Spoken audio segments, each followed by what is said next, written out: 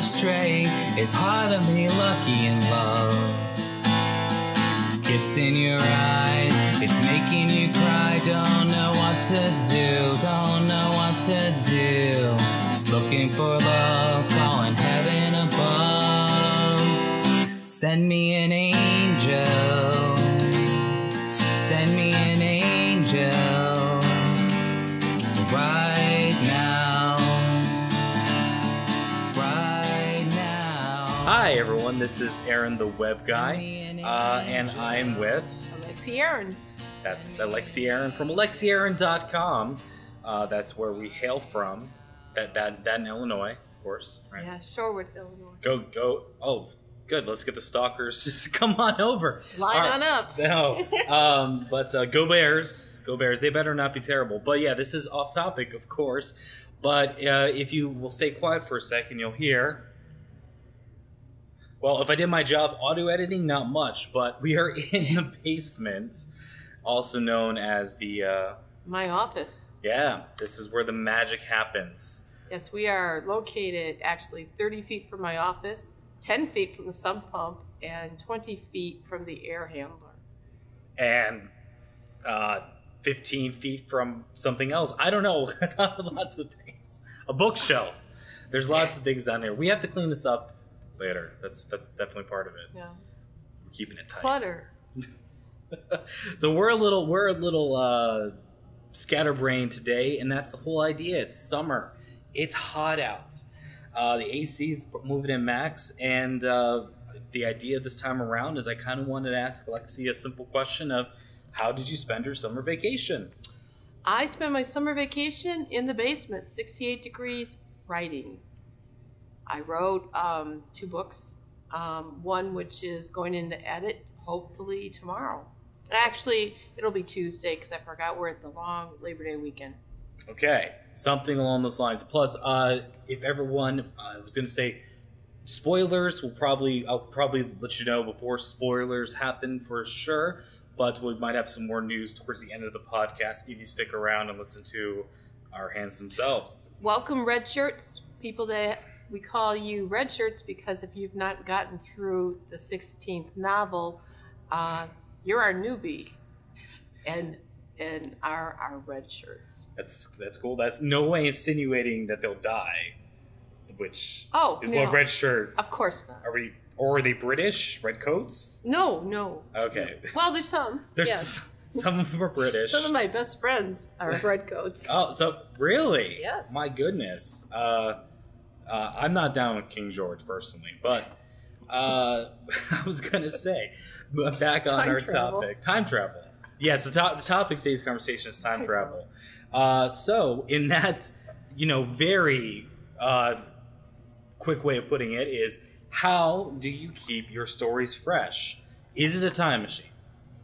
No, it's I listen to my characters. Contrary to a lot of people, I don't plot. Although I did spend a lot of time and reread all my books to make sure that I was on target. But I look at what's going on now. I look at, for instance, for the book Never Forget, I got that idea from a little news blurb about an elephant that was being used to hold up the trailer he was being transported in. And I started to think, like Stephen King does, what if? What if that elephant is haunted? And what if he ended up in Mia's end of the woods? What would happen? And that's how that story came about. So the idea is that almost topical things, but obviously, something pops up from the news or from whatever, and it just kind of brings ideas. It just festers in my head a little bit, and I think, oh, that's good. But also, I try to keep everything as family. The characters will behave, if I'm doing my job properly, will behave in a certain way, and all of a sudden elephants come into their lives. How do they handle it? How would you handle if an elephant showed up in your backyard? Right, yes. right. So, but the idea is staying true to your characters. Yes. And as you previously mentioned, writing yourself into a dead end and finding a way out of it is your style, right? Yes, I like to put myself in trouble. Personally, I think what she does is magic. To all the aspiring writers out there who listen, and obviously published authors who listen as well, it's amazing. Alexie writes very, very quickly, and yet, according to the Red Pen, our editor, not too Grammatically. no, it's not too bad. It gets better of that saying. But personally, I suffer from blank word page syndrome, where I almost rather put in copy pasta a paragraph in. I don't have writer's block and everything. Yeah, but the blank word page just intimidates the heck out of me. It brings back to term papers. So, do you ever find when you're rereading your stories that you go through the what did I do there? Or, oh, I can't believe I did that. Sort of a if I find regrets. a typo. So it's just typos, not any of the decisions or writing. No, because the stories kind of come through me. I'm entertained just as I hope the reader is entertained. As I'm writing them, they just kind of flow through me, and I kind of let it go, let it take me. The only time that upon rereading something, it's usually that maybe I used the wrong word or used the wrong homophone. I am dyslexic. I don't know if many of you know that. So sometimes this is a challenge for my editor. Sometimes I will have a very strange sentence, and I would go, what did I do there? But it's not my editor catches that. It's usually when I reread my first draft that I ponder my sanity. Ah, okay. Well, since we're talking about the characters, and we're heading into spoilers in terms of the latest book out and read that's available for purchase, etc. Really, the question I think a lot of people might have, I know I did, was Ted and me have had a lot of ups and downs lately. What was your reasoning for this, or how did you? I know that some people didn't care for a little dose of reality, or no, they hated it. They hated it. Yes, they hated it because it made them cry. Aww. I'm a big bully. She is. Except about other things, I guess. Actually, in reading the books, I noticed that there were issues that were starting to come up between the two that I thought needed to be addressed. As Mia changes, Ted has been very accepting about that, but he's also become more and more insecure. So I wanted to address that, and how a young couple who married quickly, without knowing each other, without even knowing each other's complete past, how they would handle this. I knew I couldn't do it in one book. That's one of the reasons I wrote 2 books back to back, for this, for the very reason. So was it difficult for you to not almost have everything come back to a status quo, just in the sense that if sometimes when people have fights, grudges can stick around a little? Yes. Between...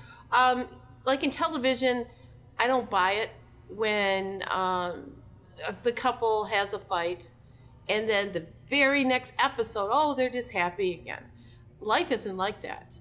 We'd like it to be, but it takes a while to mend. There's wounded egos. There's things that aren't said that all of a sudden come back again. And I wanted to deal with it as real as I could. I write things that fall into fantasy, but I tried to keep my characters real. Right. Okay. I think one could say that when it comes to grudges or hurt feelings between people in relationships, people have the elephant's memory, that sort of thing. Yes. It's much harder to forget those sort of things.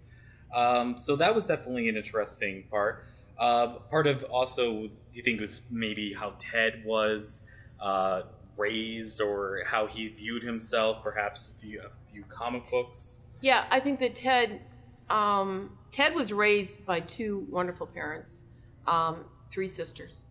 But he basically lived his life in the pages of comic books. His heroes were Batman, Superman, Spider-Man. He particularly fixed on Batman.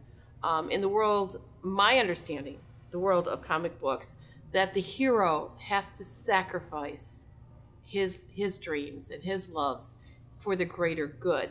This basically was in Ted's psyche when he thought in the last book that he needed to leave. He didn't want to leave, but he thought he needed to for the greater good. Right.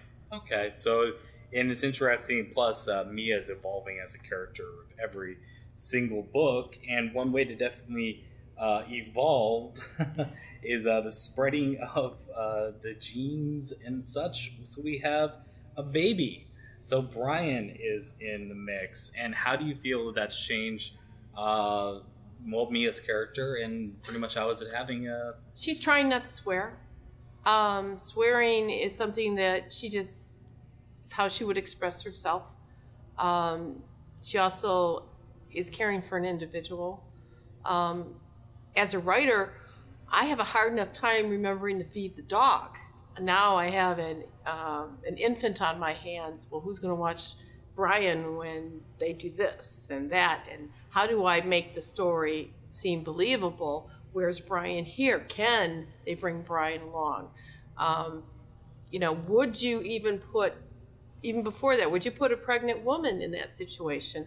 I noticed that in several of the ghost hunting shows, they don't. And I understand their reasoning for that. It is dangerous. So in keeping real, I have to take this all under consideration. But I think Brian shows the tenderness that is Ted and the protectiveness of Mia and the future. So the future and where the characters are going. Well, and that is really kind of where we're heading here. So we have basically the news is that you have the next Haunted book written. You've gone through it a couple of times yourself. Yes. So it's on top of the red pen's editing pile. Right. And yes, so the pile extends forever because she won't stop writing, folks. Seriously, she's got a problem. But it's on top of that, so that is something for people to look forward to. What's a preview, or what's something people look forward to with the next book? I know one aspect I'm excited about, but I don't know if I can mention it. Well, yes, spoilers. You can. Here's a spoiler. If you don't want to, go away. We're going to bring in the world of video game. And the Webguy has helped me out with that, because my understanding of that, would you call that a genre? Gaming. The whole idea of gaming is I needed to be educated, and he took a lot of time to show me things so I could build my imagination around the particular games that he had been indulging in. Well, so without spoiling everything, the whole series has been retooled. They're plumbers. They have to go after a turtle who has kidnapped a princess. Yes. There's pipes involved. If the Super Mario Brothers movie was their biggest influence for the next book? No. That's my son. What a way to mislead the reader. That's true. But that is only one small part of the book. Right. In fact, there's a lot going on in this book. For the readers that don't want the book to be all about Mia, there's a lot that's not about Mia. There's a lot of haunts. There's a Twilight Zone type episode. There is a standard couple of haunts, but there is Mia's past will be brought into light. The past before Peeps. Ooh. Yes, and it's I think it's an eye opener. At least it was for Ted. Yeah, I think it was for you writing it too.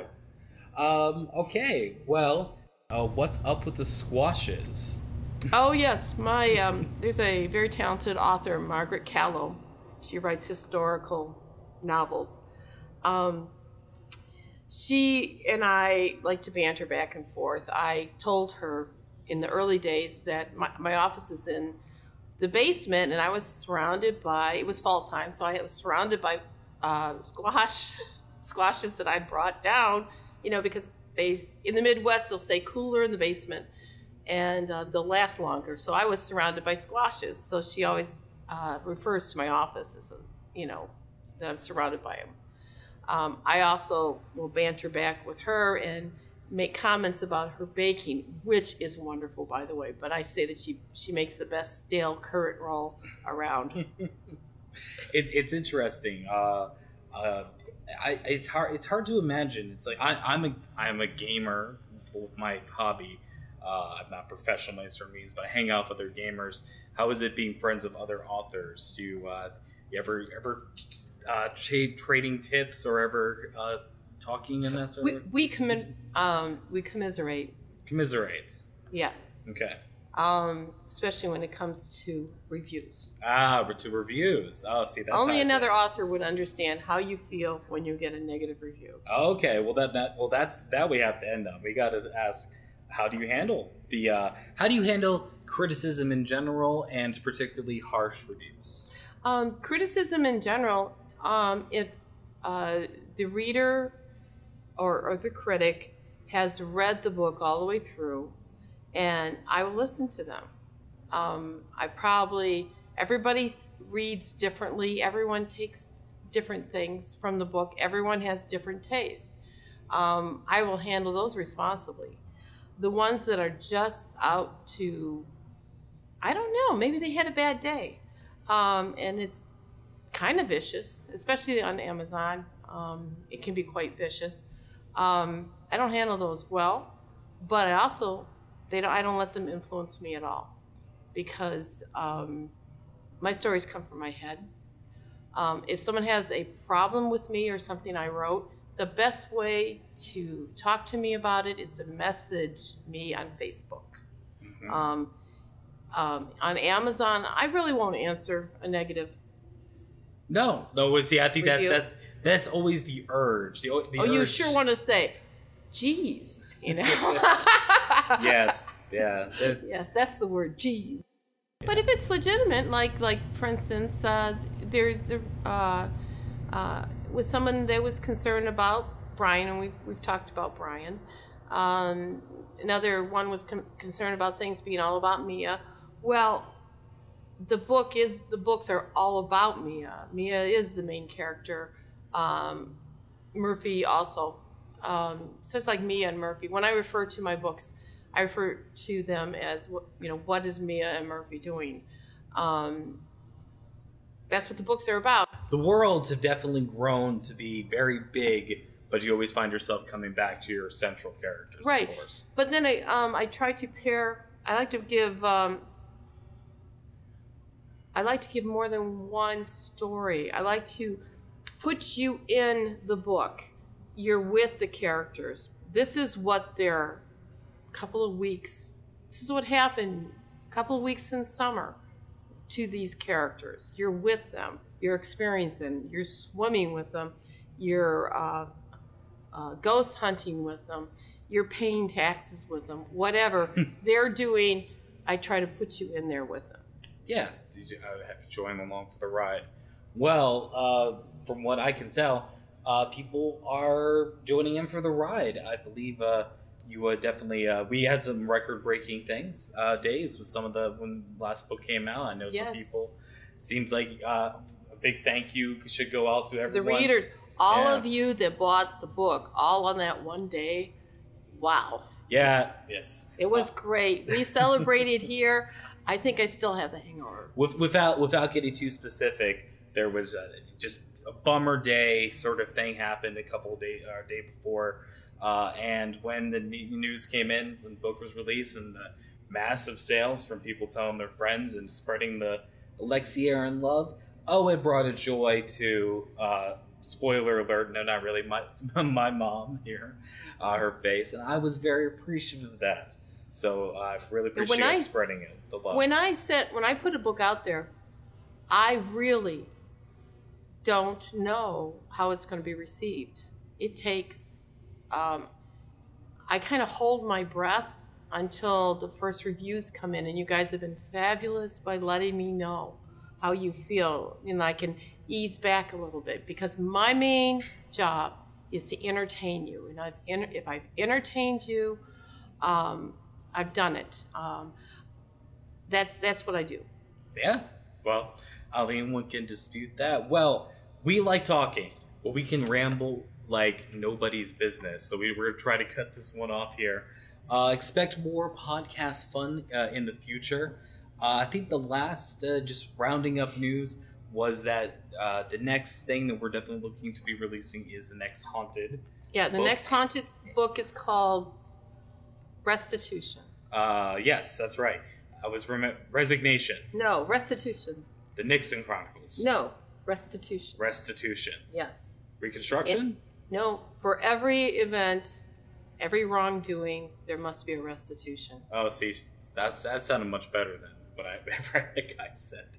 And there also is a Simpson Lathan book out there, and that one's just bounced back on my desk. That bounced back, so that one's going. That's going through a rewrite. Well, yeah, it's going to be a better book.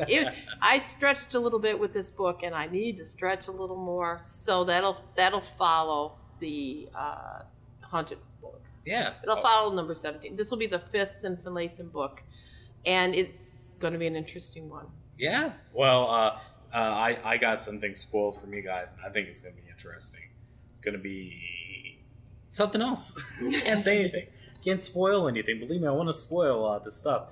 I want to spoil, for example, when you mentioned the video game part, is like no lie. I had her watch me play hours and hours. Hours, my butt. It was just like 30 minutes or so. 30 minutes. Dark Souls. Anyone in the know will know kind of part of the inspiration. Yeah. See, that's a super, that's big spoiler. Specialized thing. Mm-hmm. So yeah. All right. Well, I guess that's it. So wrapping up from the Alexie Aaron podcast, this is Aaron the Webguy, and of course Alexie Aaron. And we're saying, have a great start to your autumn. Yes, happy end of summer, and may it get colder for the love of God, and leaves falling and all that good stuff fall brings. Go Bears. Have a good one, y'all. Bye-bye. Send me an angel. Send me an angel. Right now. Right now. Send me an angel.